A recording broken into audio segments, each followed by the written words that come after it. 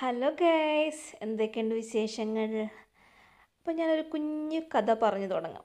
ഞങ്ങൾ തറവാടിൻ്റെ മുന്നിൽ ഞാൻ എൻ്റെ അമ്മയുടെ വീട്ടിലാണ് പഠിക്കുകയൊക്കെ ചെയ്തത്. അപ്പോൾ അവിടെ ആ വീടിൻ്റെ നേരെ മുന്നിൽ വലിയ പാറയുണ്ട്, വലിയ വലിയ പാറ. അപ്പം വലിയ പാറ നമ്മൾ സ്കൂളിലൊക്കെ പോകുമ്പോൾ അതിലോട്ട് ചാടി ഇറങ്ങാം. പിന്നെ വൈകുന്നേരങ്ങളിൽ അതിൻ്റെ ഏറ്റവും മുകളിൽ എകരമുള്ള സ്ഥലത്ത് പോയിട്ട് അതിലേക്ക് ഇറങ്ങുക, ചാടി ഇറങ്ങുക, പിന്നെ അതേ അടി കയറിയ അങ്ങനത്തെ പരിപാടികളൊക്കെ ഉള്ള ഒരു കാലം ഉണ്ടായിരുന്നു. അപ്പോൾ നമുക്കത് ഭയങ്കര ഈസി ആയിരുന്നു. മറ്റുള്ളവർക്ക് കാണുമ്പോൾ ഇത് ഭയങ്കര പേടിപ്പെടുത്തുന്നതാണെങ്കിൽ പോലും നമുക്കത് ഭയങ്കര ഈസി ആയിരുന്നു. ഈ ഒരു ഇത് വെച്ചിട്ട് ഞാൻ ഈ വാട്ടർഫോളിൽ ചാടി ഇറങ്ങി.